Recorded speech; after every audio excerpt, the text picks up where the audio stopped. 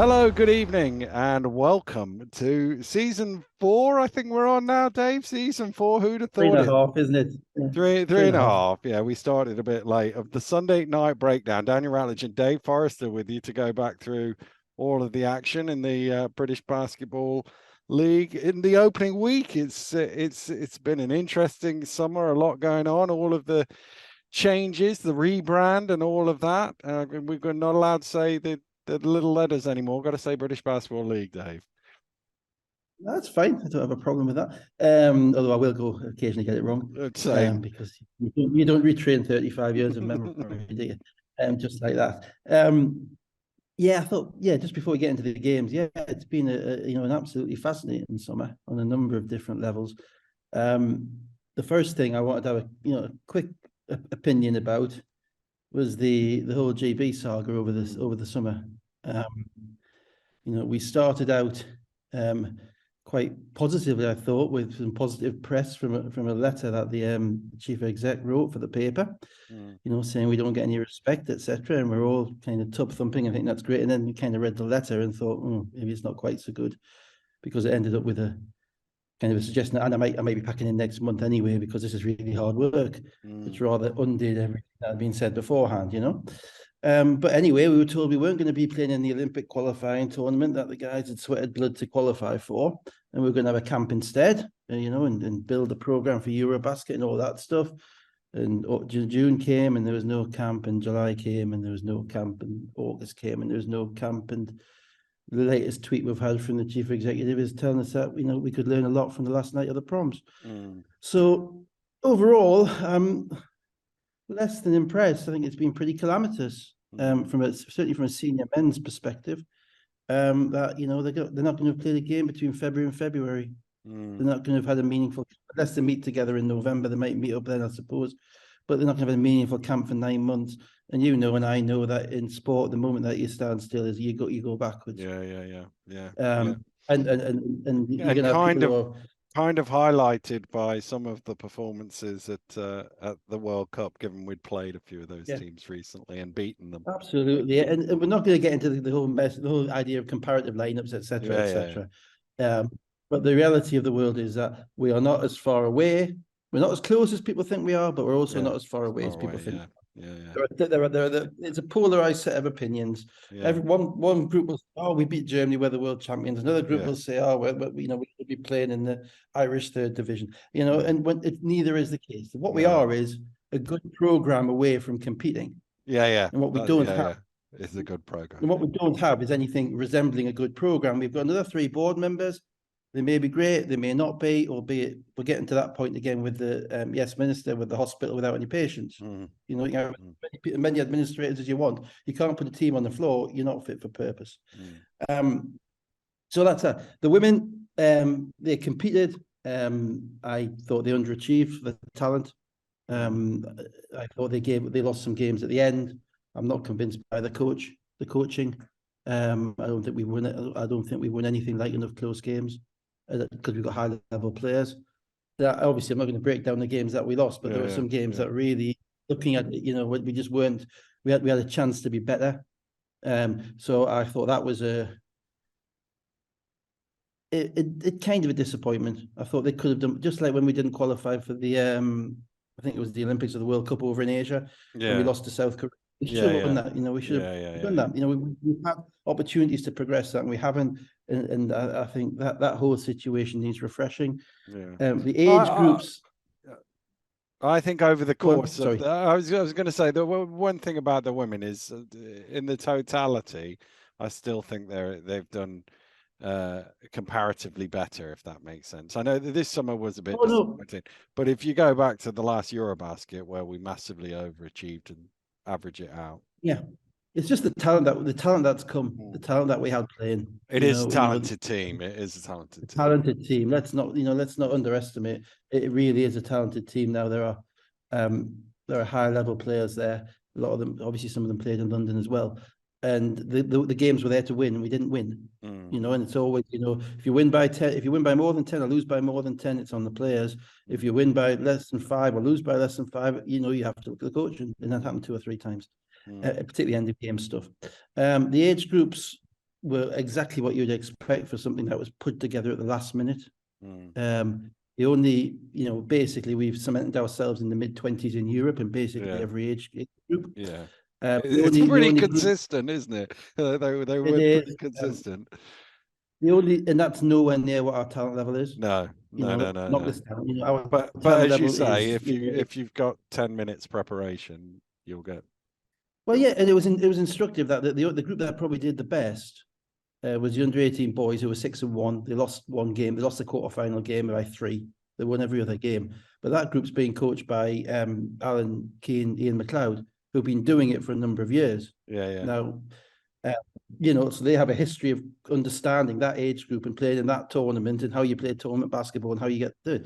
It's not fair to expect like what Grumesh was doing his first men's job. He's doing the under 20.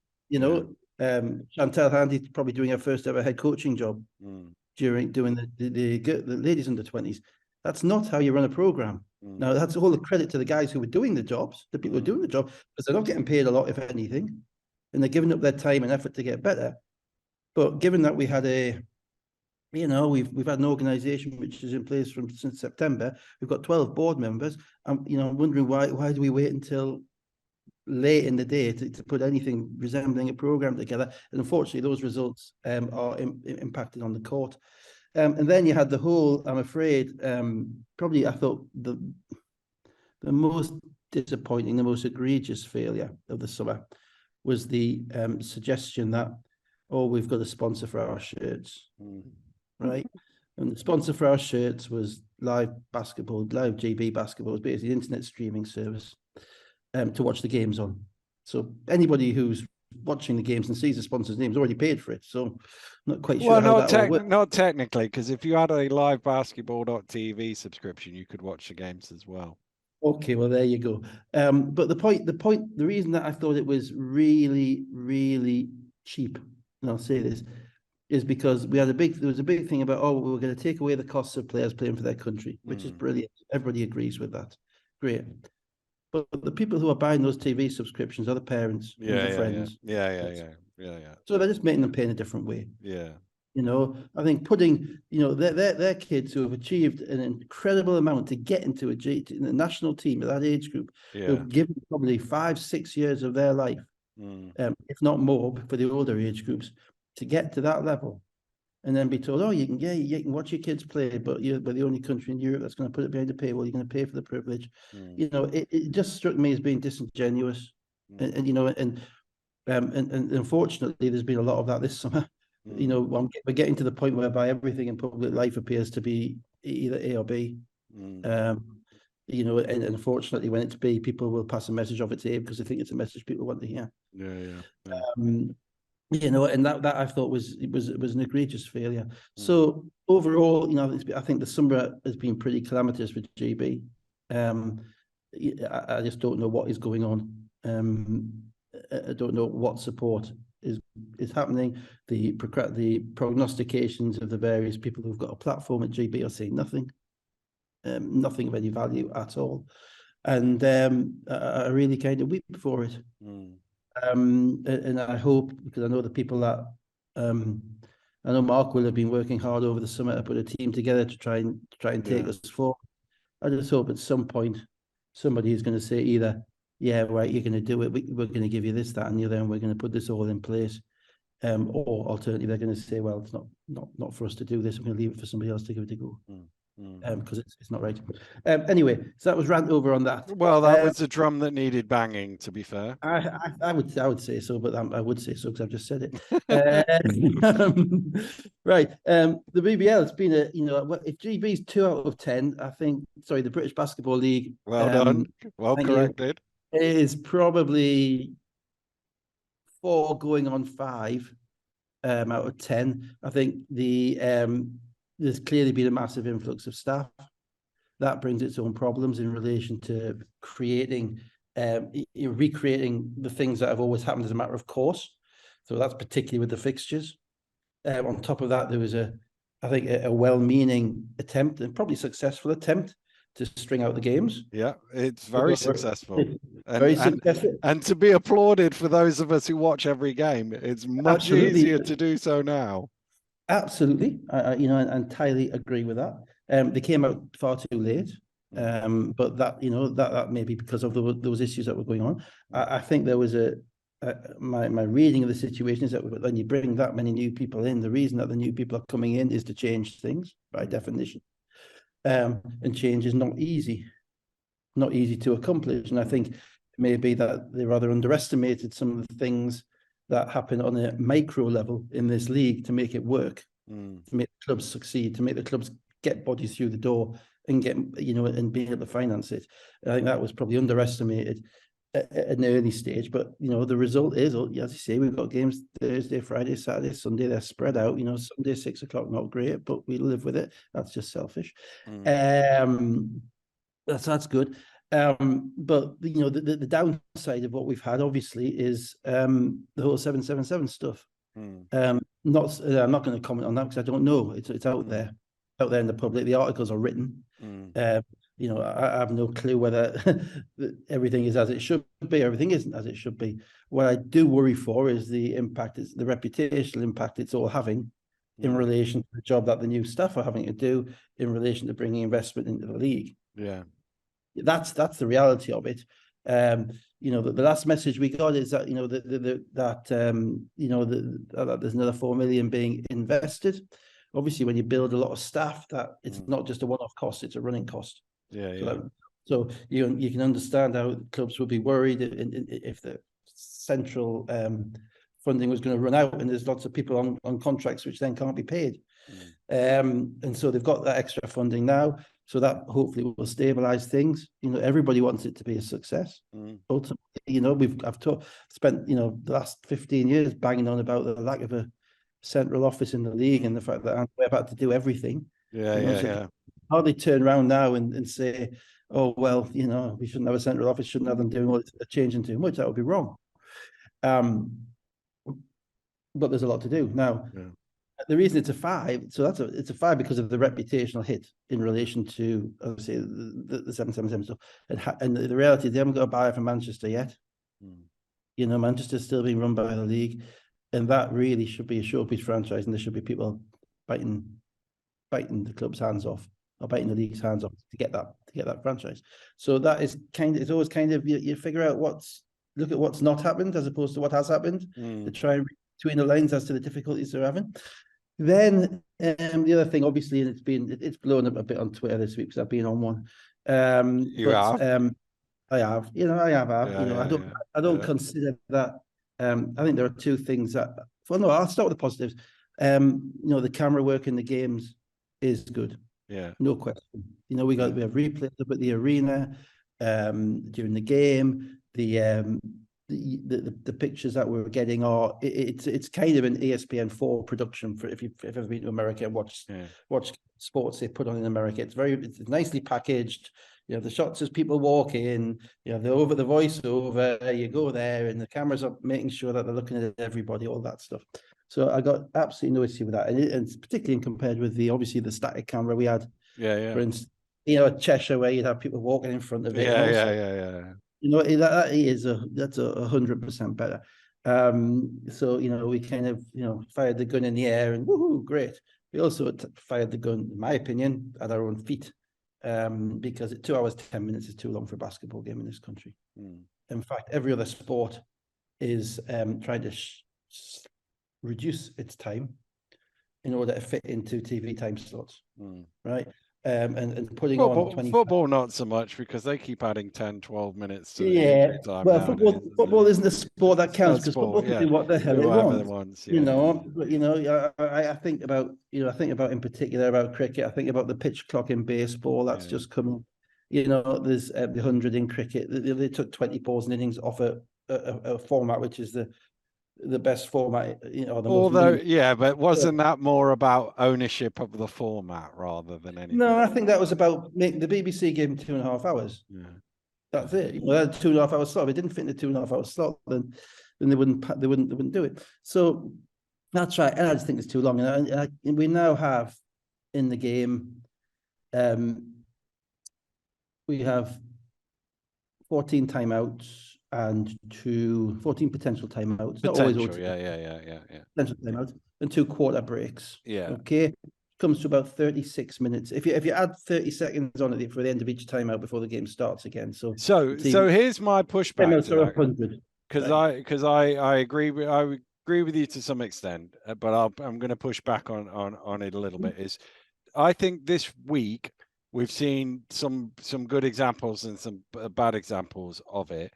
And I have to say, the game that I did, I don't know who the floor manager was, but absolutely perfect. Out of every TV timeout, the ball was handed immediately to the player, and off we went. So there was no, we're back, and then there's 20 seconds, which you would get after a TV break for the beginning of a quarter last year and previous years before. So I think there's some of that where you can do the immediacy of it, and also coaches will realize that calling a timeout with 5 minutes and 32 seconds on the clock, which happened in game 1, is a waste of a timeout, and actually just wait 30 seconds. Nothing's going to happen. I'm going to push back at you on that, because it actually wasn't a waste of a timeout. You didn't see what happened afterwards because the TV didn't get back to the game quick enough. But Sheffield were on a run. They were up 7. The timeout was called. Eagles put a press on. They got an 8-second violation, and then Will Neighbour made a 3. And by the time the TV had cut back to us, it was a 4-point game, and the TV timeout was on. So there are times when, even one, and this happens in the NBA a little bit as well, but even one possession, in relation to that, you don't want to go one more possession because you want to kill that run. So and that was another of the frustrations, obviously, of the coverage. But the biggest, so we're there on that. I get what you're saying. They should be doing it by NBA and FIBA rules, which is if the first time out of the quarter is a TV timeout, dead easy. That everybody knows. Instead, we're doing it whereby it doesn't matter if you had 3 already. I suppose the one issue on that is that the television companies that you're selling it to around the world will be told that the first time out after 5 minutes, and therefore it's a clear delineation of when it's coming. But you're putting the content on, so, and on top of that, I'm not putting the adverts on in wherever. Okay, but it isn't being sold live at the moment to anybody, is it? Well, I believe it is, but I don't know all of the details. Well, I would be amazed if it's being sold live and we've not been told about it.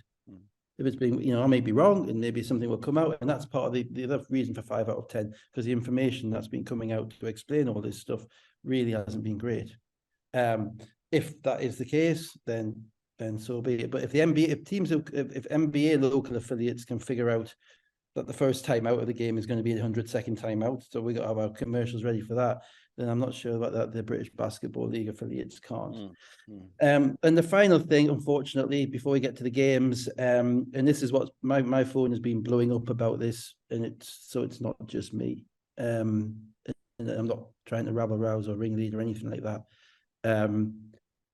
For the increased production values, the fact of not having commentators in the venue is, in my view, indefensible. I'm not asking you to comment on that because you are a commentator. I'm going to say what I'm going to say. It's indefensible, in my view, and I say that's a pretty popular view around the various people. So what I would say to that, as somebody who's done off-tube commentary for probably 20 years now, I don't think it's as big an issue as I've seen your tweets that way, because what I would say is a different skill, and it's and you need to, the way you commentate is slightly different, because obviously you can only see what you can see, but the implication is that you miss things.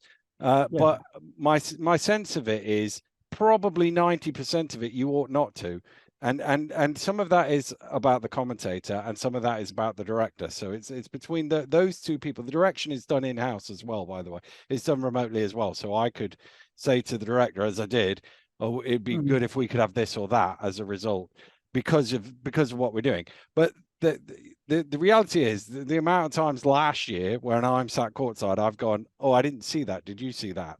to somebody. So it's not like you can't miss. And the one thing you mentioned it on Twitter, technical fouls. There were, I think there were 4 technical fouls, and the only one I didn't see whilst watching TV was the one I was doing the commentary for. Right. So and that was because what had happened was there was a foul for a swipe down on McKenzie. It closed in on him. The referee out of shot called a technical. He must have said something. And therefore, I didn't realize that until it comes out, which I probably would have picked up if I was in the arena, true. The other 3 that I saw over the weekend, I saw on my sofa and went, that's a technical foul. Well, it was, and I said who it was on because they were misattributed, I think, in at least one occasion. So that's about was misattributed. Yeah. Absolutely. So that's about us. That's and what I would also say is way more television is done off tube than people realize. So I get that. So it's not but we are unusual. Okay, let's split it up then, right? Let's split it up. What is the major selling point of everything that we're doing? It's Sky TV. Right? At this point in time, for the sport in this country, you know, my suspicions are that the market in this country isn't actually the most important market to the British Basketball League at the moment. But in this country, Sky TV is the Sky game, the Thursday night game, the Friday night game, whatever. You know, it's the pinnacle. It's what we lead on, right? Tell me another sport whereby they stick you in a booth. You know, Jamie Carragher's not in a booth. No. But people are watching Premier League football around the world that's being done off tube. Yeah, I'm sure they are. Yeah. From Stockley Park. Yeah. But I went to the Paralympics last year. I was in Tokyo and I did games in a booth. And actually, I was one of the few people who went to the games because all of the tennis was done in a booth. They were all in Tokyo in a booth. Yeah, and I get that, but it's not the way that this, you know, that it matches us up badly to the other sports that are on Sky. It matches up badly to rugby league. It matches up badly to cricket. It matches up badly to football and rugby union. It creates the impression of a secondary sport. Unfortunately, that impression is then magnified when in the first game, the Sky game, you miss 30 seconds of footage. You miss 30 seconds of the game. You know, and that, you know, and on top of that, the poor people who are commentating on that do not have the opportunity to say what's happened. Right now, if you're going to say this is the pinnacle of production, you know, I'll allow them the fact that the stream went off at 10 o'clock because no one had booked it for long enough. Ultimately, that would be somebody's mistake, and I'm sure it won't be made again. Right, but you have to have the ability to show the whole game. You know, that is, if that had happened in a football match or anything like that, we've seen it happen because Liverpool scored a goal where ITV went to a commercial. That's right, it did, and all hell did break loose. And all hell did break loose. My sense of that again, and I sound like I'm defending everything. If you're asking me, would I rather sit courtside than do basketball off tube? I'd rather sit courtside because I get a better feel of it. That being said, I don't think where I'm sat is as big an issue as I've read on Twitter it is. And that's as somebody that's been doing it for 20 years off tube. Perhaps it's the impression that people get of it, and doing it 20 years off tube is different to people who haven't been doing it that much off tube. And also, you know, the issue has been in relation to if I can put it this way, the story of the game, the fouls and the substitutes, because the directors are not picking up the substitutes. Multiple times this week, I've had a commentator saying, "Oh, this player's now in the game," and they've been in the game for 2 minutes. But because it's when you focus, he's in the game for the first time. No, he was in the game 2 minutes ago. You know. Because you're commentating, you've got lots of stuff going on, and you're not actually saying, "Oh, there's the ball, there's the guy walking in."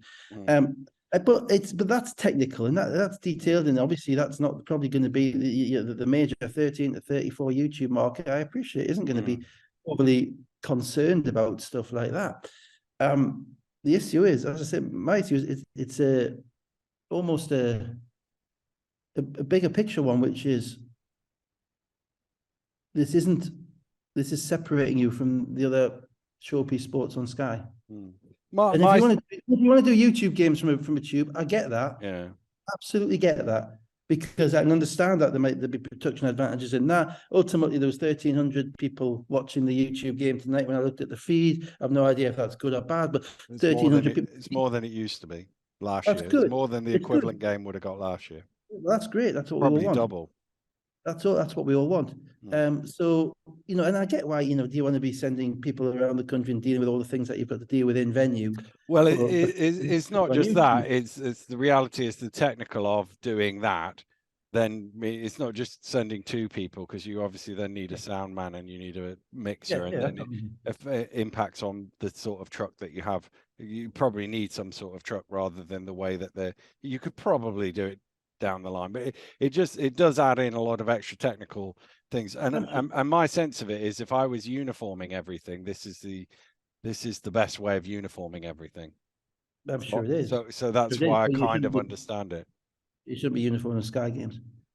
Sky Games should be the pinnacle, and unfortunately, at the moment, that wasn't the pinnacle. That was not that the production we had on Thursday night. I'm afraid, because of the various glitches, and I appreciate it was the first game, so but it wasn't the same level of production as the first game you had 3 years ago, when you had which I think was also at Newcastle. It was at Newcastle, and yeah, the host that was actually that is a very good example of the challenges, because there was some rail issue or other that it meant the host nearly didn't make it to that game. Yeah, I remember that. Yeah, and I remember looking at it afterwards and actually following the guy on Twitter and sending him a message just saying how impressed I was with it, and it wasn't there. So hopefully they are teething problems, and things will get better. But there have been, as I say, substantial positive improvements. The games are easier to watch. Certainly, the information coming out of the games is not at this point in time. I hope that will be improved. I hope that we will really put a premium on the Sky games and really push them as being different to the other ones. I think that is I don't think you can separate yourself from other sports. I think you've got to put yourself at the top table. And that the Thursday night wasn't a top table Sky production from my perspective. Anyway, that's kind of everything I think about the summer. And as I say, this has never been about. It's always difficult because when you've been doing it, when you've been like me and you've been watching this for so long, so you have a little bit of skin in the game. I really don't. I don't have a job. I don't have any money coming out of it. Even when I was coaching, I didn't. So it's difficult not to appear to be a stick in the mud, particularly on Twitter. Always difficult not to be the grouch or the Luddite or the whatever.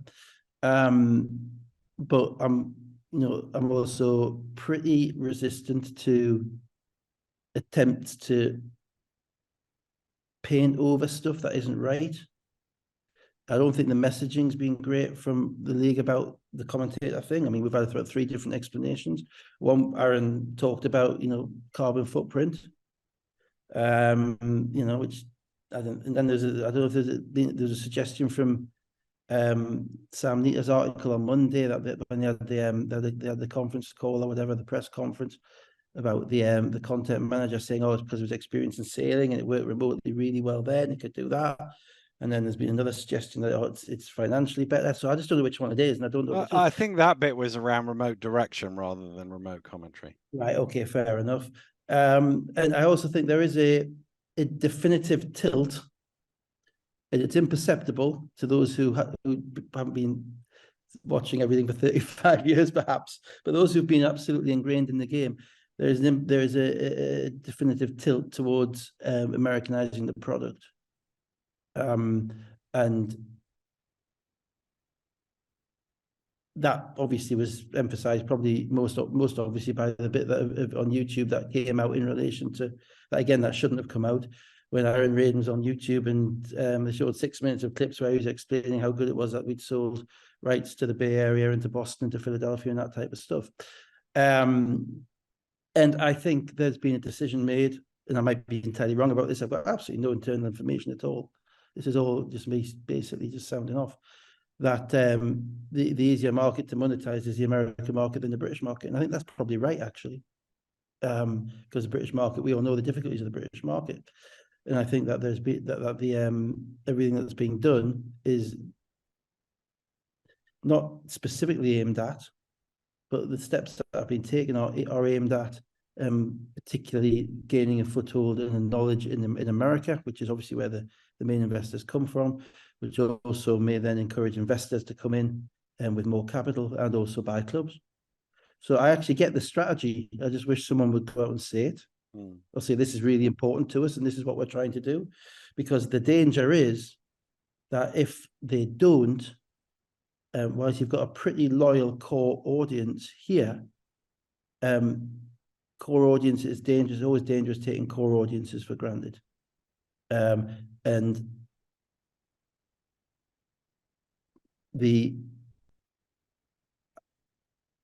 I think communication in relation to the specific aims and specific policies, if the answer is yeah, we're trying to broaden the sport in this country, and we're trying to gain footholds in America and in Europe and all of this stuff, and this is why we're doing this, and this is why we're doing this, everyone would say, hey, give it a go. We've not tried it before. Why not? Yeah. You know, so what the only message I would kind of come out to the people at the front office is, you know, this is the way you're going, and this is what you want to do. That you'll never have a more pliant group of people than British basketball fans have been watching it for 20 years. They will basically go along with anything if they think there's a plan at the end of it, because we all want it to be better. Yeah, we all want it to be everything it can be. What you will struggle with is if the messaging is inconsistent or appears to be insincere. You know, I heard, I actually,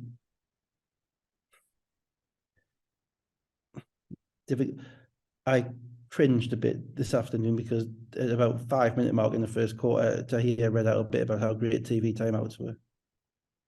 Right, and he read it out, or he was told something. I'm astounded if he came up with that view of his own, on his own. I wasn't told that we need to say something nice about TV timeouts because we're getting a bit of stick on Twitter. I mean, that might be a conspiracy theory. So I think that's a bit conspiracy, but it might be. But I'm sorry, but and there is a danger that it gets all a little bit too self-congratulatory too quickly. That's what I would say. And I'm going to exempt present company from this because you never congratulated anybody for anything.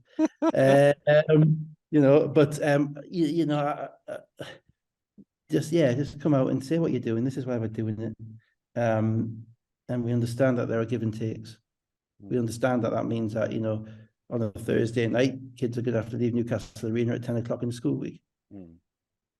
That's what happened. No way around that.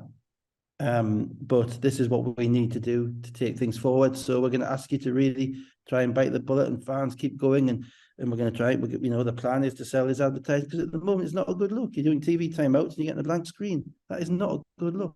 Even on the YouTube comments, people are saying, "What's going on?" Really, come out with really detail to us. How this takes us forward. And obviously, this is probably a very niche audience, but the 20 people who are watching this would probably agree with that. To be fair, the tens of thousands who they're aiming at who won't be watching it probably won't give a toss. Because it's so niche. But I would say is just don't leave people behind. The other thing, my other thing about TV timeouts is it's one of those things, it's one of the, when I first started going to games, Dave, and you first started going to games, they were 20-minute halves with 2 timeouts in each half. That's and right. At some point, somebody, presumably related to TV, because it would have been a FIBA rule, it wouldn't have been TV in this country, decided we'd have 4 quarters of 10 and we'd throw in an extra 2-minute breaks. And then at some point we went from 2 quarters, 2 timeouts to 5 timeouts and all of this, and it's all of that sort of. We also had at least 1 year where we had 48-minute games. We did in the trophy, only in the trophy. It was I think it was the whole season. No, I remember. it was only in the trophy. It was definitely only in the trophy. Yeah, definitely. It was Brian Ehlers' season at Newcastle Arena, Newcastle Eagles. That's all I remember about it. I think it was earlier than that. I thought it was earlier. I thought it was definitely. Tony G was coaching Brian Ehlers. No, I don't know. No. Go back to maybe 2000, 2001, something like that. Before that, late 80s, they definitely did 48 minutes in the trophy. And it was I'm telling you, all the trophy scores were inflated. I will go back. I'm bettering my memory against yours. Brian Ehlers is seat. Anyway. Let's talk some basketball, shall we? Yeah, absolutely. Because we're talking about lengthening things. We've lengthened this. I agree. I understand the hypocrisy. Don't worry. Yeah. The one of the things we brought back this year, I noticed, was the thing where you go and get the best player from all of the teams and put them together. What was that? Newcastle's recruitment. So Newcastle have just hoovered up all the talent that they've seen, looking pretty good. And welcome to the small ball era. Eagles starting there. Well, let's give the score first. I haven't done that. Thursday night, Newcastle 79, Sheffield Sharks 72. McGill, Austin Johnson, it was one of those where you sign them all, you think, oh, just how's that going to work together? And all three starting, and then Sharks at the other end, small ball as well. Ratino at 4, Adekoya at 5. Now, obviously, no Delpesh for the Sharks and no Defoe for the Eagles, so they both were slightly smaller than they would have been. Also, Green got hurt, and Green hadn't played in the last pre-season game. So I think they were and they played Caledonia the week before in the pre-season game and played really well, those three guards together. So I think rather than kind of thrusting Green back in and taking one of those out, the game was only on the Sunday. They're playing again on the Thursday. The logic is you just run with what you run with. I don't think he'll run with it the rest of the year. I think it'll probably be water a bit back to the 3 and Green at the 4. But they've got so many games, you know what I mean? Yeah. No, they play Bristol next Saturday. Then they've got Cheshire at home on the Friday. Then they're playing in Lithuania on a Wednesday, Leicester on this Friday, and Sheffield on the Sunday. You know, so you're not really worried. It's a little about London last year. You're not as worried about who's your starting 5, who's starting, because everyone's going to get a turn. Over that period. But they started well though. 8-2 up. No field goals for Sheffield for about 5 minutes. They started 8-2 and then fell off the cliff a bit. Didn't score for 5 minutes. Newcastle. Yeah, a little bit. There was a lot of energy in the building with it being the first game, and obviously starting the 3 guards. Sheffield are a tough team, you know, and they're a tough team year in, year out. And they have brought back probably, the other thing you have to remember Newcastle in this game, Newcastle had 9 guys or 8 guys who weren't here last year. Every single one. And it's pretty rare that in the first game of the season you will have a whole new team. Pretty rare. Even Cheshire have, Jack Oates and David Ulf on there. I don't think there's anybody else in the league who is entirely without a returning player. Obviously Defoe is, but he was hurt. So to put any type of team together in 3 weeks is tough, particularly when the guys haven't met each other before 3 weeks ago. But Sheffield had a slight advantage because they have returned Ratino, Ramsey, who knows what the league's about. Obviously Bennett Cook and Delpesh, but Delpesh wasn't there. And Glasgow was hurt. So they had a little bit of an advantage in relation to that. And they've also recruited relatively well, I think, because Adekoya is a solid BBL player, a winning BBL player. I think we saw that at Leicester. And the guard that they started, Alan, quite interesting to me. Atia put the ball in his hand. He didn't, to start with, it was Alan with the basketball to try and get Ramsey the ball later in the shot clock. So that has a lot of trust to put in a guy who's never played before. And to be fair, the first possession of the game, the Eagles were pressuring them like they had pressured the Caledonia guards last week and basically stuffed them up. And Alan just took 4 left-hand dribbles and got to the rim. It's like, oh, hang on, this guy, this is a bit different to what we were playing against last week. So the game kind of went backwards and forwards. It wasn't a great game. September games are never are. It was stop-start. There was a lot of foul shots. Sheffield do tend to be don't give up anything easy at the rim. Generally, they overhelp a little bit. So you need to move the ball a lot to get open shots, or alternatively, you just go straight at them and you try and draw fouls, and that's what Newcastle did because they weren't coherent enough to kind of make the extra pass. So they ended up, with 3 athletic guards and an athletic forward in green, attacking, going to the rim, and relentlessly, and ultimately they just got to the foul line enough to kind of squeak home in this game. I thought Sheffield were pretty, after a slow start. I thought they were pretty good in the first half. I thought they were 5 up at halftime. I thought they maybe could have been they made some more shots. I mean, they made a lot of jump shots in the first quarter, but the shots they made were mid-range shots or threes. Parker Stewart is clearly a guy who's going to get his threes up. He's 6 of 18 in 2 games, 1 in the preseason, 1 in this one, and 1 2-point shot. So he wasn't shy, and Bennett Cook as well. Obviously, is a really solid big guy in this league now because there aren't many big guys in this league. But the point that the shots that they made weren't shots that were going to be there for them the whole game because Newcastle adjusted. I thought Newcastle were too aggressive defensively early because they thought they could pressure them like they'd pressured Caledonia the week before, and then when Newcastle dialed it back a little bit and made Sharks make shots over the top of them, that's when the Sharks struggled. So Sheffield was still up 7 with 6 to go in the third quarter, but threes from Neighbour and McGill got Newcastle in front, and then a 9-2 run early in the fourth quarter, and they were out to a 7-point lead, 67-60. Yeah, Neighbour's minutes are really big in this game. He only played about 12, but he stretched the floor, and again, it's that small ball stuff, that small ball fight. Him making a couple of shots, and then he made he pump fake and took a dribble inside, and he got the 3 to McGill as well. So that really kind of opened up things for Newcastle because their kind of the head down stuff was beginning to struggle a little bit. I think the Eagles guards combined for 17 turnovers in this game, 3 guards. So you need something else. You need to, and what they got was kind of green around the rim, and Neighbours shooting gave them some points inside. Sheffield missed a lot of shots in the second half. Yeah. They really, I don't know what they were. They were 6 of 30 for 3 at the end, and they must have made 4 at half time. So 2 of 20 in the second half or something like that. And one was in the last.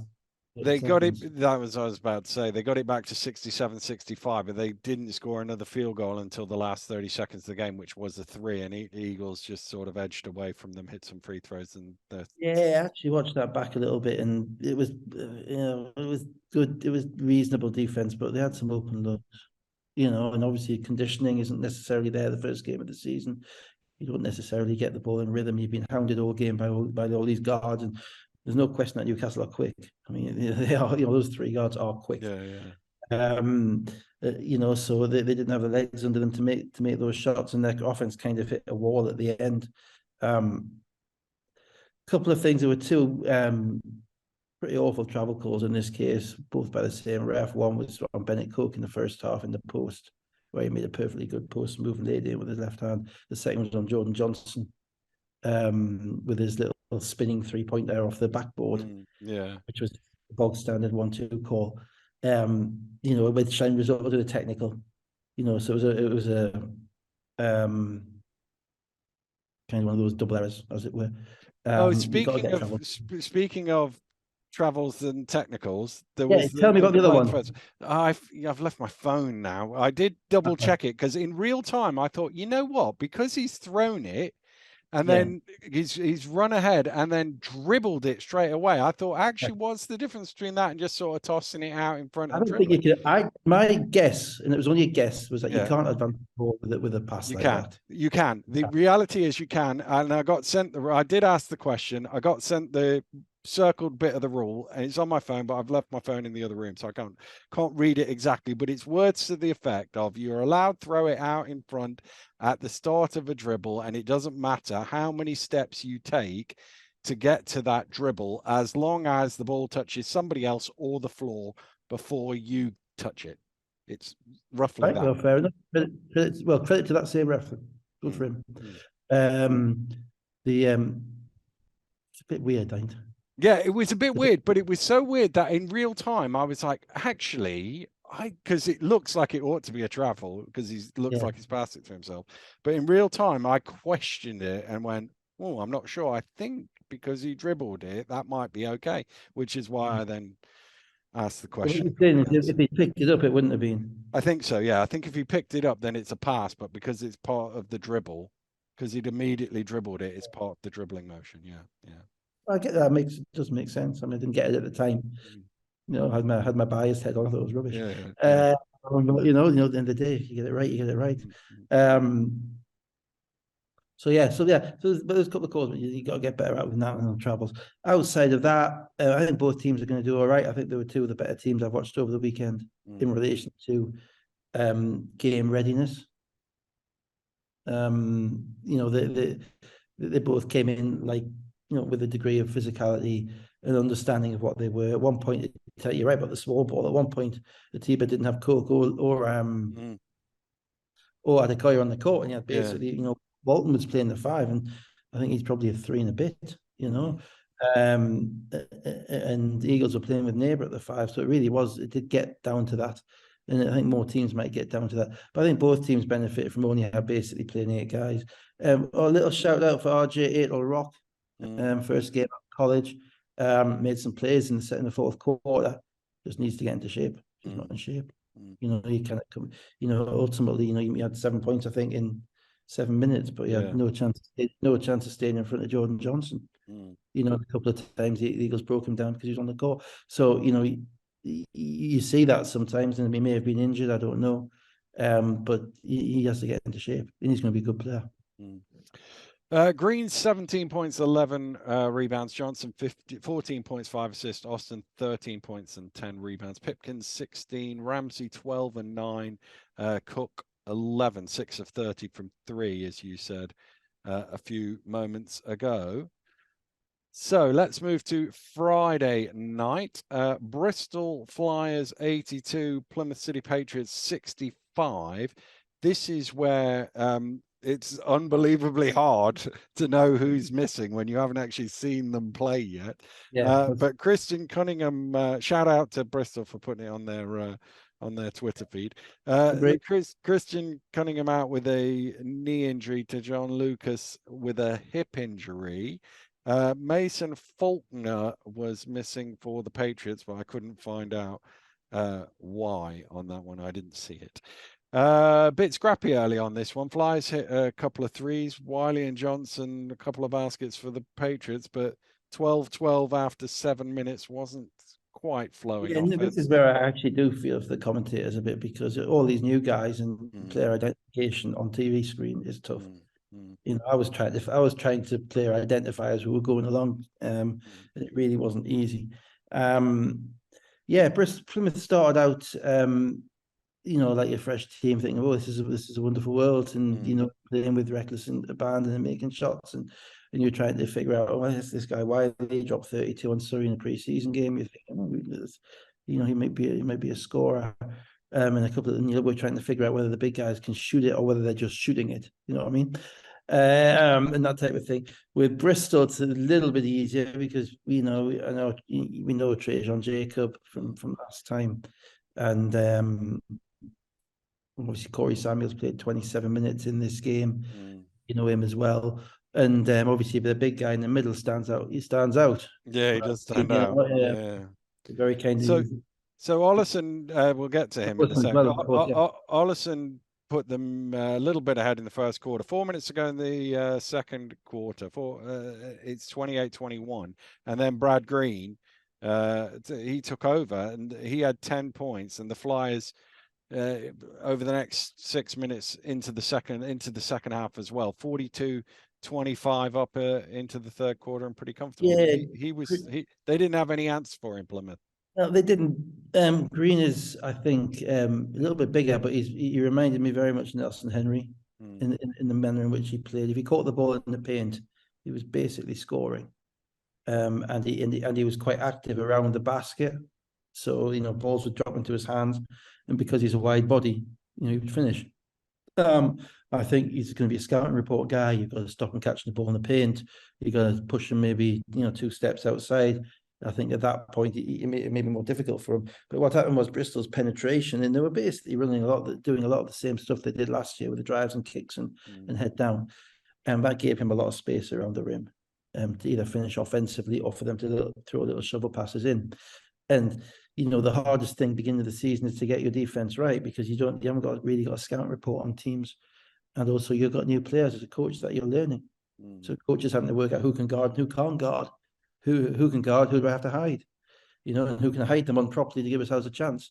So I thought Plymouth struggled because their initial exuberance wore off.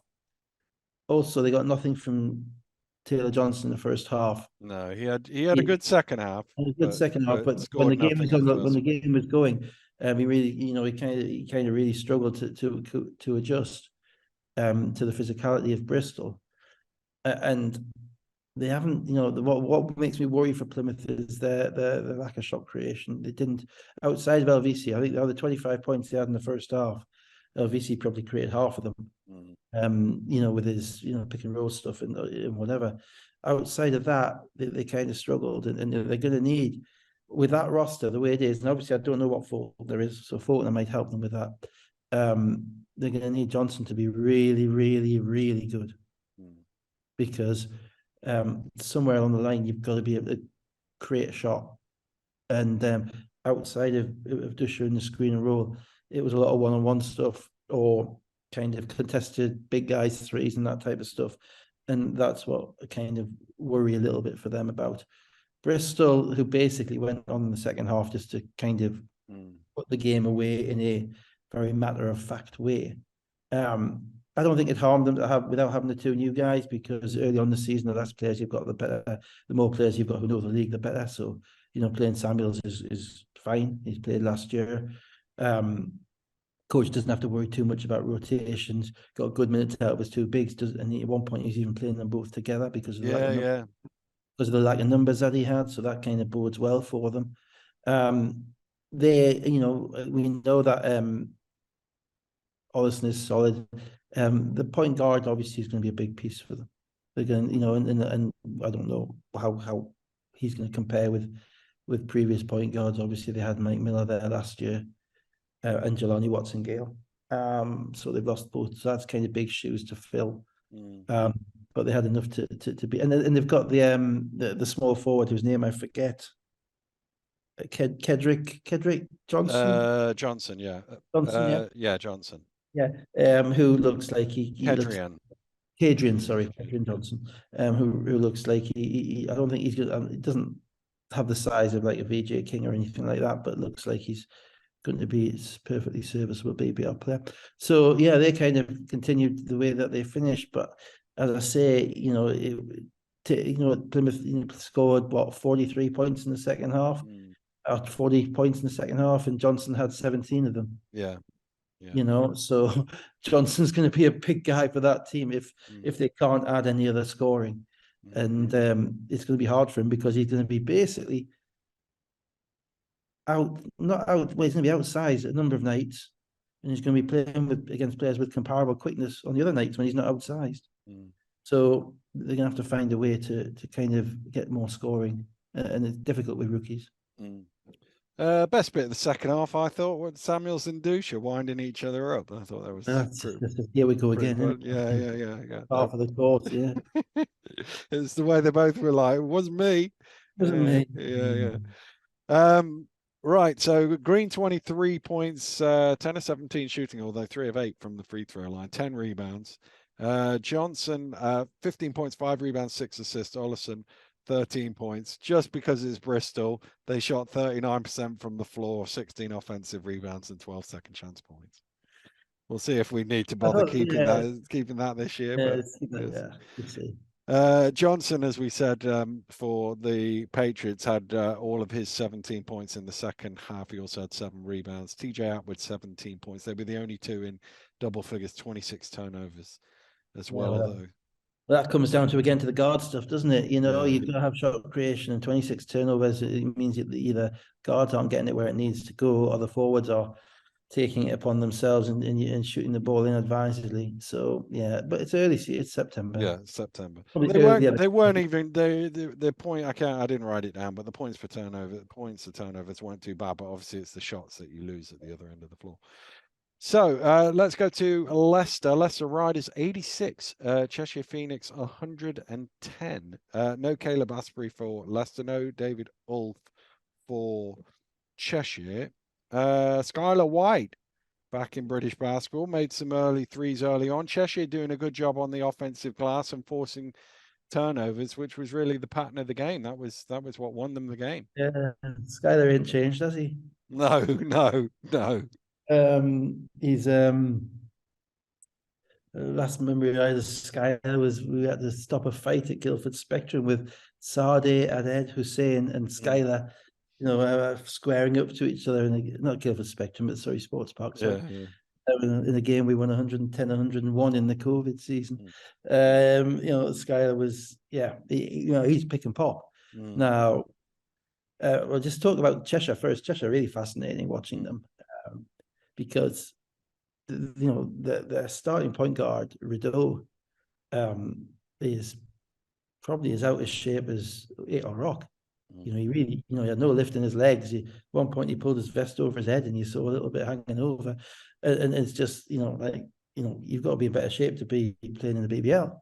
But he clearly knows how to run a team, if I can put it that way. The question is he going to be in a situation where he can finish plays? At one point, I think he was 0-4 from the field, 0-4 from the line. Then he had the cojones to just pull up a three. You know, so he's got something about him, but he's got to get in shape quick. Because there's no hiding in this league. But they didn't have to play him much because they've got this kid Holden, who is. I was watching with some interest because he's got an interesting resume from college. You know, he's really been a main guy at Towson, and put up numbers in all departments. Put it that way.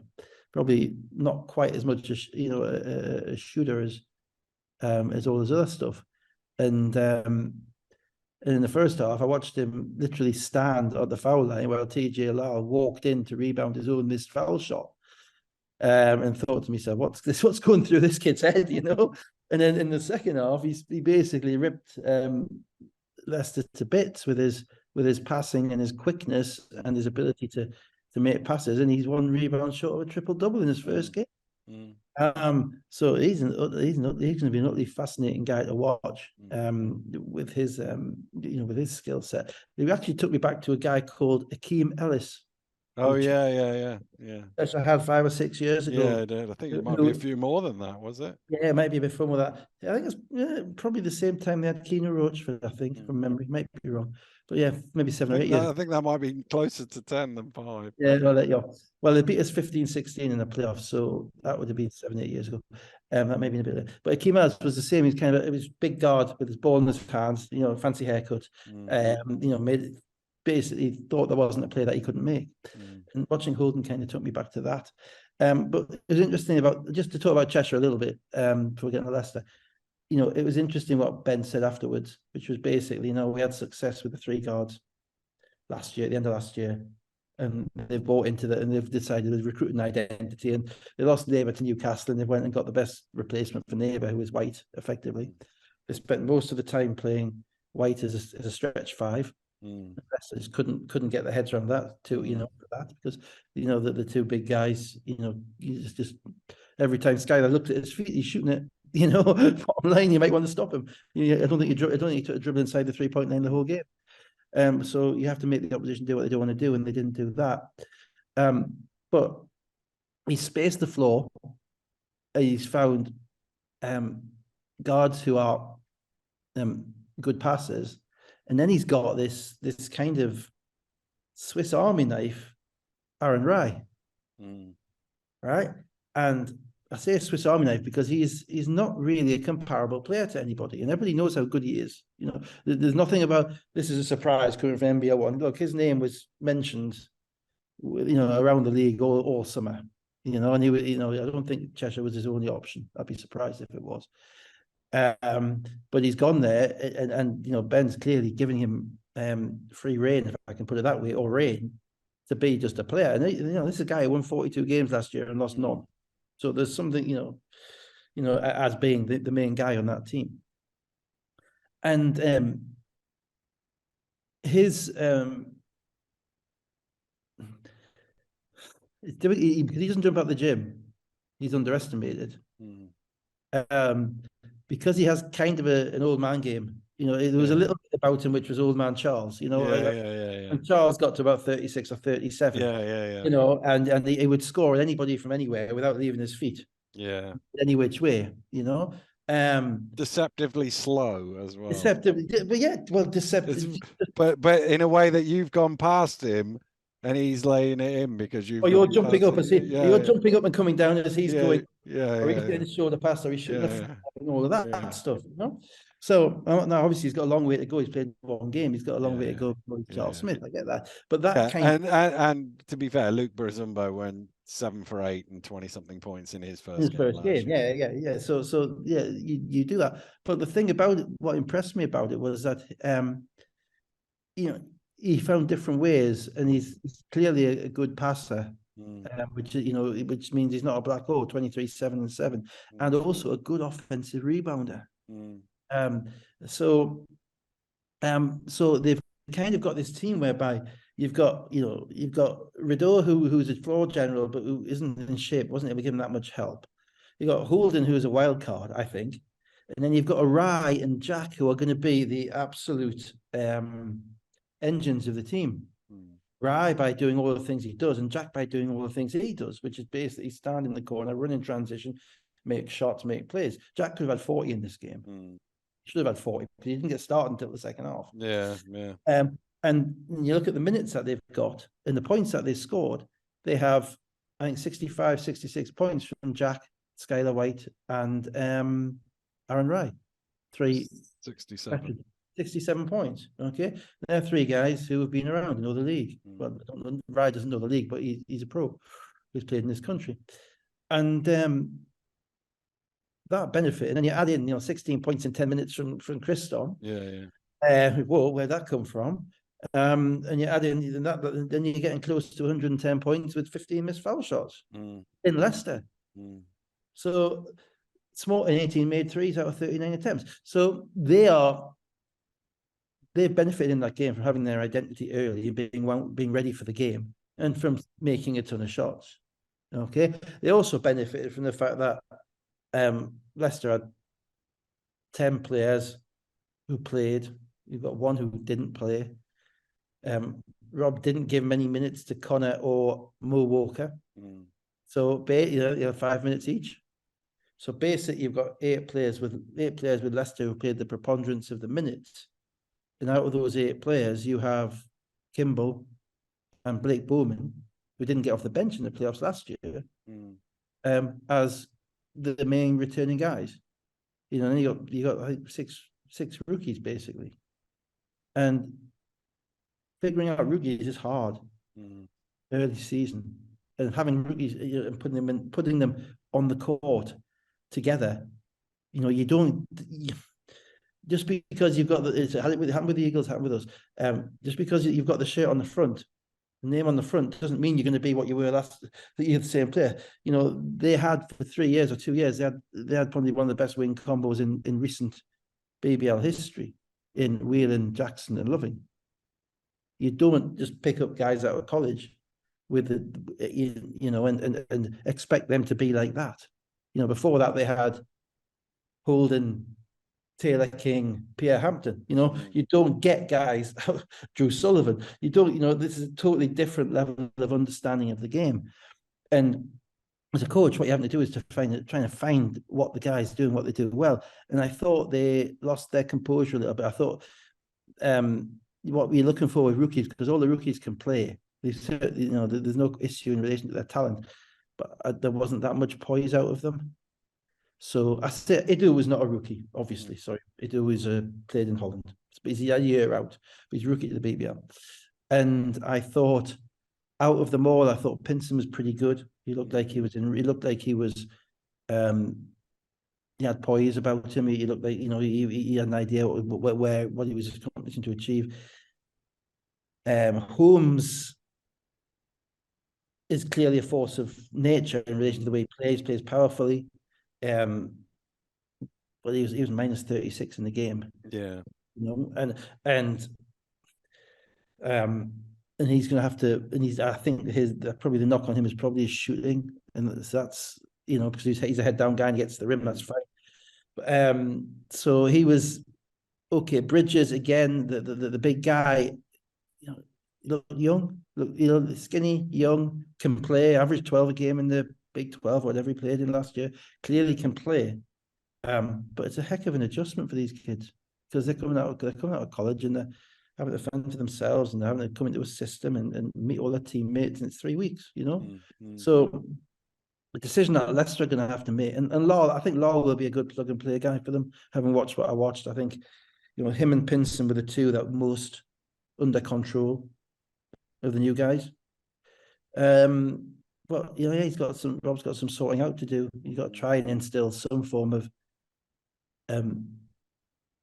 defensive structure, and defensive trust. And also, what you happen when you have young players, they can't adjust on the fly. So there were very, you know, whichever lineups he was thrown out, apart from the lineup at the end of the third quarter, which got them back a little bit. You know, they were not adjusting to the penetration of Holden and the kick outs. They weren't adjusting to Skylar. Where was the rotations coming from there? And they weren't rebounding. So they were out-toughed defensively on the rebounding. You know, and to be honest, you look at them, you know, as I say, there isn't a Nelson Henry. There isn't, Mo Walker didn't play because it was I'm assuming it's a tough matchup with Skylar White. Yeah, that was. There isn't an Adekoya. There isn't kind of a Loving with a 6'9" arms, and there isn't a Zach Jackson with a 6'7" shoulders. You know, so all of those things you're having to replace at the same time. And you know, it's like, you know, you're putting the finger in the dam, and then it's bursting to the leak, and it bursts to the leak, and it bursts to the leak. So yeah, that's the route they've gone down this year. I do think that they've got probably one too many players. If Asprey comes back, I don't know. You know, working 11 guys in, you know, if you're only playing one game a week most weeks, that is going to be difficult when they're all new guys. It's easier when there's older than, but 11 is, you know, is tough. And I'm not quite sure why Connor didn't play as much. That was the only thing that kind of befuddled me a little bit. Maybe Rob's looking at them to try to figure out what he's got in the new guys to decide which way he wants to go forwards. But you know, either Connor's there and he's healthy, and he's playing, or he's not there and he's not healthy. You know, maybe he hurt himself. I don't know. But that kind of was a bit weird to us. That was the only thing I didn't quite understand. Because no way, you know, Connor is one of the better defensive guards, certainly, if not the best, but one of the, you know, top few defensive guards we've had in the league in the last 10, 15 years. That's what he's done, you know, and normally you'd have thought that the kind of the break glass in time of emergency is Kimball and Connor. You know, and see how it goes. And that lineup never really kind of came out. So I hope he is healthy, because you know, Leicester really need him. Just quickly run through it. I mean, Cheshire led for much of it. They got up to 13 in the third quarter, and then Leicester had their best spell of the game. At the end of the third quarter, you touched on it. Lowell, Pince, and Bowman all hitting threes, 71-74, and then Jack started the fourth quarter. Hit some early threes. They went 18-3 and cruised home, and that was their biggest ever win at Morningside, their biggest win away to Leicester since January 2009, and the most points they've scored away at Leicester since January 2005. How many foul shots did they miss? They missed 11. They were 14 of 25 from the free throw line. 110 plus 11. I mean, you know, that's the most. You have to find a defensively competitive unit. First games are hard. You can't scout teams. You know, so as a coach, you won't. You know, the coach, you always got the heebie-jeebies with a team that you've never seen before. And all you can do is watch them on the video. You know a bit about some of the players. So, but what you have to, and with a lot of young players, they're not, as I say, adjusting on the fly is very difficult. What he'll have to work out going forward is which of them are able to kind of take in the information that in this league as to how you're going to have to guard people. because he's gone from having a very cerebral team, and obviously you're talking about, Crandall, Whelan, Jackson, Loving, and Nelson Henry. That is a very cerebral group. Even with the point guards last year, and Adekoya as well, going from a very cerebral team to one which is very, very young. And I know I feel for him a little bit, because we had that when we lost Fletch and we went to Nimley and Page in 17-18. We had 6 new players and they're all a lot younger, and you're constantly trying to emphasize the things that equate to winning, whereas these guys are all looking at, well, am I going to be in the job in 3 weeks' time? It's not easy. So a bit of a rebuild for Leicester, but they're going to have to make decisions quite quickly. And it's a problem if Asbury hasn't played yet as well. Newcastle had this guy Spencer who hasn't played basically in pre-season or now, and you're gonna have to stick or twist with him at some point. Home 16, Lowell 12, Pinson 12, Adoro 12. They actually shot the ball pretty well, but it was the defensive rebounding and 20 turnovers that killed them. Rye 23, 7 and 7. White 22, 7 of 14, all 3-point shots. Jack 22, 5 of 10 from 3 and 8 rebounds. Christensen 7 of 8 for 16 points in 11 minutes and Holden a rebound short of a triple-double. 18 of 39 from 3 and yet 45 of 25 from free throw line. Maybe step back on the free throws. 24 points off turnovers, 18 second chance points. That's what won them the game. Just dominant. Ultimately, it was 74 at the quarter, 110, 36 fourth quarter. 37, I think it was. 37. But, they just, you didn't get the impression at any point that Leicester could really stop them. No. That was a problem, particularly in the fourth quarter when Holden took over. Let's go to Saturday. Surrey Scorchers 61, London Lions 83. No Decker, Shalawadi, Matt Morgan, and Quealy. I think Surrey had everybody. 5 early points for Justin Robinson. Obviously, first game back for him after a season out, going up against his old team. They led 9-6, but then London scored 9 in a row to move in front. It's kind of an extra pre-season game, this. It felt like that. Surrey don't have another game for 2 weeks. So this isn't kind of a game. It was an island at the beginning of their season before they start again in 2 weeks' time, And they looked underdone a little bit. London, obviously, they didn't need to break Decker out or Matt Morgan. And Matt Morgan is a real player, on his resume, he's a real player. And they didn't need to break him out either. And get some minutes to Bradley Caboza and Kieran Sandy. And Sandy's a really nice story because he's on his college he's a young lad who's been around London, and there's been some nice tweets up about him shaking hands with people when he's 15, saying I might live in London. And on his college resume, you wouldn't have took him as being someone that London were going to sign. Not at all. But he's clearly impressed them in practice to the point whereby they've had to put him on the roster. He's gone along and he literally earned it, and that kind of gladdens my heart. That stuff, because it's not easy, and you have to deal with so much rejection, and you have to put yourself out there day after day, playing against guys who are better than you, and you have to earn and these guys don't just give respect. They don't just go, "You're a young kid, you can play." If you're not there, if he's not ready, he's not going to get on the court, and he's not going to be in the practice.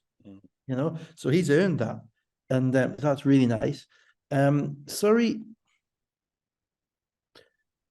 I was a bit surprised at the amount of players they brought back, to be honest. 2 and 34 last year or something like that. I think their issue isn't going to necessarily be, I think they had to bring Teo back, obviously, because Teo was injured most of last year.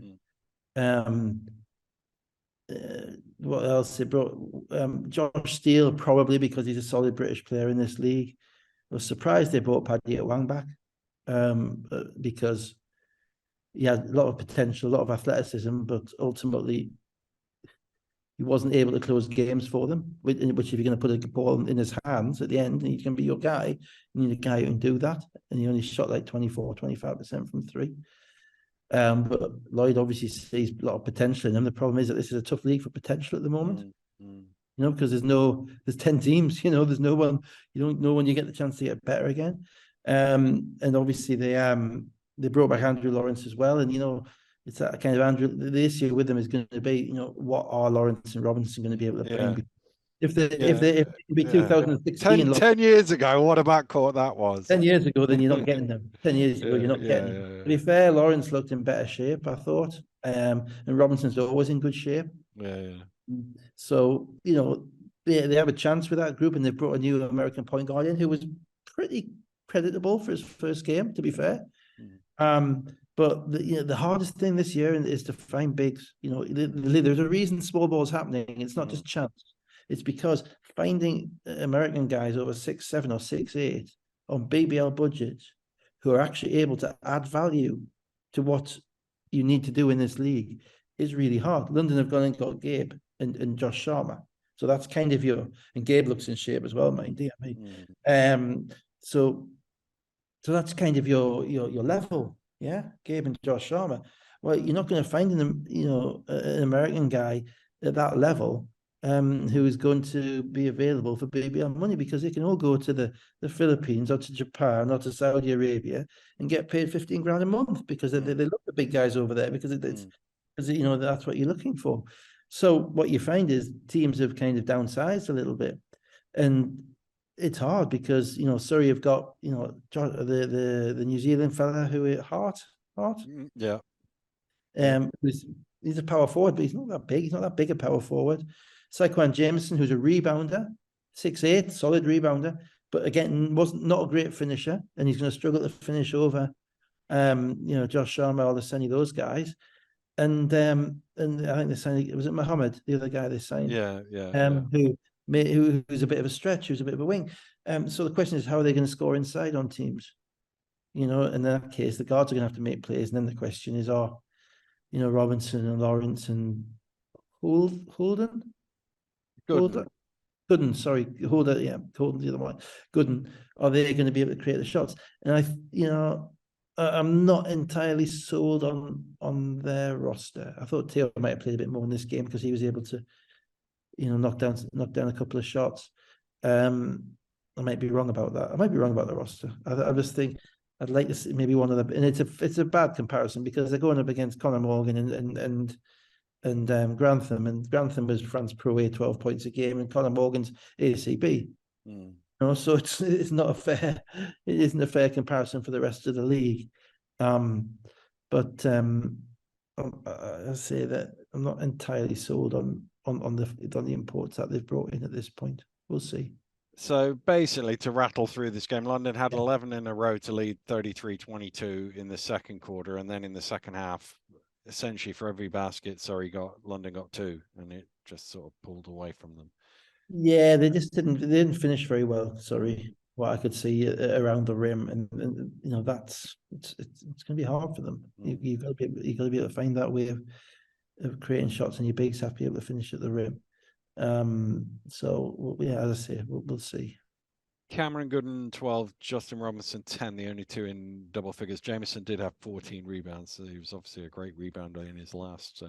The Jameson stat line, 6 points, 4 rebounds. That's what you're getting out of Saquon Jameson. And to be fair, you know, that's what Lloyd knew, and that's what he decided that he needed. But also, there's a budget. There's a budget to that, you know. Sorry, you know, don't have close to the budget that a lot of the other teams do. So certainly that London do. The 20 of 71, 28% field goals. There's a lot of rebounds for him to go after. Olashani 13 and 10, Philip 13, Grantham 12. By comparison, they were 33 of 60 for 55%. And London won the rebounding battle 50. Yeah, I was asked to compare kind of London this year to last year, and I think that my comparison is they're better at the guard spot early season, because last year they weren't ready at the guard spot until probably after Christmas, and even then they struggled a little bit. They're probably better at the centre spot because Olaseni is an upgrade on what Kufos gave them. I don't think they're quite as strong at the wings. You know, the wings they had last year, you're talking Oni, Herban, Subcic was a bit of a force, so he's kind of Morgan. Oni, Herban, and Best, they gave them a lot last year, and I don't think they've quite got that. But either way, they're still pretty sound. know, and it might be that, particularly with the upgrade with Morgan at the guard, Morgan, Phillip, Taylor, and Nelson. I mean, you know, that's serious. Mm. You know, that is really serious, because you're looking at Phillip, who's had a year, who knows it, Taylor, who, you know, everybody knows, he's my hero, and you know, and Morgan, who is, you know, borderline NBA talent, and there's a lovely version of tie-dye shirts. So, you know, we have to and then you add in like, you know, Kaboza and Solowade. Don't forget Solowade, who just stands there and knocks down shots when you forget about him. So the guard spot, they are loaded, absolutely loaded, and that, I think, will help them in Europe. Yeah, my take on it is I think they might be better set for Europe with this lineup, but it might allow BBL teams to get a little bit closer. British Basketball League teams. Yeah, but 1-1. Yeah, it's for. Well, you said it about 15 times, mate. Right. Don't give me Sorry, 1-1. okay. Let's come forward to Sunday's game. Manchester Giants 79, Caledonia Gladiators 97. No William Lee. He did have some sort of shoe boot thing on, or Mason Borsier. And no Oscar Baldwin. I think everybody else was there for Caledonia. Early turnovers for Caledonia. They were 9-1 down after 3 minutes, and Gareth had to call a timeout. But it wasn't until past the midway point that they got their first field goal. They missed their first 7 shots, Caledonia. They were 14-1 down. I watched Caledonia on Sunday against Newcastle, and tweeted a bit out in that game. And, you know, there was lineups there. You know, extra bit out if we're being... I'm not using that. I'm not in the Musk fan club, you know. I don't think he's in the Forrester fan club either. Yeah. Didn't know I had one, but if you want to do the merchandise, I'm welcome. I'll get probably Roe. I'll get Roe as my first. No, you know, what the thing was absolutely, you know, stand out, even against Newcastle's quickness. The Gladiators were slow on the field with the, you know, line, and you know, Gareth has a very particular way that he wants to play. But I was surprised when I saw Buttrick was starting, because, you know, Buttrick, last week was basically a non-factor, a negative factor. I was surprised. He's obviously decided that Jovicic is his point guard, but he had all sorts of trouble on getting the ball over half court against, you know, Austin and Johnson and those guys for the Eagles. And it's like, how are you going to get these guys into offenses? And I thought the same thing happened again. You know, he started that lineup again, and he started probably his least quick lineup. Whelan was the only guy with a step. Palisia is a shooter, solid. Faro is the center, solid. Jovicic is a point guard, get the ball over half court, run a play, but can he make a play? Not sure. And the other, and the BBL players, as you would think of the BBL players, which are like Moore, who is a long-armed, shot blocking kind of. You give him 2 blocks, you probably had 6. Potential athlete. Onwas, who was your archetype, will be British Basketball League player, and Fraser Malcolm, obviously, who's your British Basketball League shooter. None of those guys were starting. Well, it was noticeable at halftime that DeBose had 16 minutes and 5 seconds. Onwas had 15:43. Clifton had 11:40, and all of them came off the bench. Yeah, and DeBose obviously was the other one. And it's like, you know, and if you look at the box scores at the end of this game, it's DeBose, Moore, and Onwas, I think, who are the 3 guys in the 20s, plus 20s. Yeah. Because they didn't start primarily, but they had a positive impact. So, you know, I'm not convinced. I think Moore is a really interesting player. I think if he gets Gareth's trust, I think he could end up being the best center in the league. With his width, with his wingspan, he has a touch out to 15 feet, definitely, and he doesn't foul as much as big guys normally do, you know. So I think he's really interesting. But the rest of them, even DeBose made some plays in this game. I don't think he's in his very best shape. He's a big god. So yeah, so I thought Manchester came out as if we're free and easy and we can do what we want and no one expects anything. And Evan Walsh is getting the chance to shoot shots he wants to shoot, and Jamel's coming out and shooting. Well, the first play, Walsh to the basket. You don't stop him in transition. I mean, that's and these guys aren't role players anymore. They're now the main. yeah. So But I mean, even when he was playing with Surrey, that was his game in transition to the basket. But he'd get, he wouldn't be getting the touches he was getting in this game. And obviously they've got some new Americans and everyone's trying to figure each other out. So they kind of played on adrenaline for about 6 or 7 minutes. But they ultimately the Americans that they had who were new were okay. You wouldn't say any of them were noticeably out of place, but weren't enough either. In a new system with a new team, they've only been there 2 or 3 weeks. Yeah. Subject of scouting breakdowns, Fraser Malcolm 2 corner threes on West One as well, and that was what got them back into it. 17-2 run, and they were ahead. Yeah, and it was basically once Caledonia had some quickness in the game, and Dubose in particular was probably the best guard on the court the whole night because he was able to penetrate, finish, and also throw the ball cross court as well and create stuff. So I thought they've got lineup stuff to figure out because he's got a lot of players. He's got 13 players. Johnny Bunyan's his 13th player, or Oscar Boardman's his 13th player. That means there's a lot of guys to come and go and play, and they don't, to be fair, other than Pat Whelan, they probably don't have what you'd regard as a bona fide give me the ball guy. Even Pat Whelan's not entirely that, but he could be, I think. So they're going to depend upon their teamwork and their cohesion. And when you've got so many players early season, to depend on your teamwork and cohesion is hard. And I didn't think they were great, Caledonia. I didn't think they were great last week. Didn't think they were great tonight, but they do have the room for growth. I do think they could use a little bit more athleticism. Certainly, Palziet and Buttrick are pretty similar. Paliza pretty similar, and Paliza appears to be the better shooter. So I think they could do with a little bit more athleticism at the 4 spot, and maybe I don't know. Jovicic is going to be interesting because he can play. He can run a play, no question. He can be the coach on the floor. But we've seen that for years in the British Basketball League.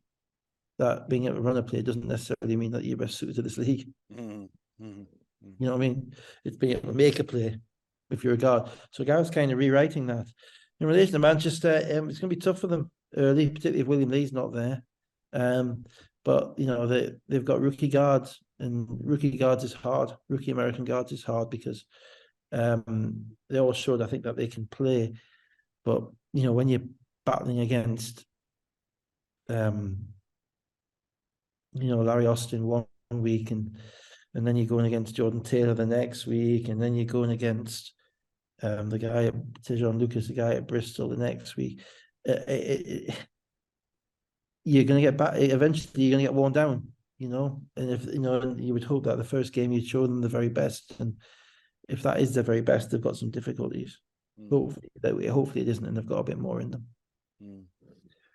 So Manchester hung about. It was the first 11 points of the 4th quarter that Gladiators scored and really got away. Giants didn't really get any shots early on, which didn't help them there. And that was that, basically. Walsh, 17.6 rebounds and 4 assists. That's his second best score in the British Basketball League. He had 18 for Surrey in his first year. Anderson, 17. Roberton, 10 points, 9 rebounds, and he should get 5 for that dunk. Yeah, dunk. Yeah. Although the free throw afterwards, not so great. Not so good, but you got to say I was only worried he's going to give himself a concussion the amount of times he hit the head afterwards. Yeah. Whelan, 4 of 9 for 3 for 23 points to both. 7 of 10 shooting, 15 points, 8 rebounds, 6 assists. More 15 and 7, 53 bench points for Caledonia. That's going to be their strength, but the only reason that the bench played as much is because the starters were so horrible. So you really don't have to be in that position, you know, when you keep against teams that are stronger. Manchester, you have to figure stuff out. You know, I think Lewis only played 12 minutes in this game. He's our hot and cold man, isn't he? He's your barometer. He's your thermometer in relation to the team. So the coach is gonna have to figure him out quite quickly, because I think they're going to need a lot more from him with that group to remain competitive. I don't think if he's only playing 10 minutes a game, I see that struggle for them. So that will do it for week 1 in the British Basketball League. No table to read out because it's too early. There's no point. I'm not going to do it. So Dave and I will be back next Sunday to do it all over again, unless you've got a parting shot, Dave, have you? But I don't know. I mean, you look like you were about to, and I was. Yeah. Well, no, I was thinking that maybe this might be cut off, 5 minutes before the end, because someone hadn't booked enough time. These things happen in live TV. Everything can and does go wrong. I know. I get you. And I'm never, as someone who's never done it and doesn't have any inclination to, I do generally sympathise. Doesn't mean you can't take the mickey, and you have to be able to smile at yourself. Indeed, you have to be able to analyse what can get better, and form a view on it. So there we go. There we go. We'll be back next Sunday, but for now, have a great week. Goodbye. Thanks, guys.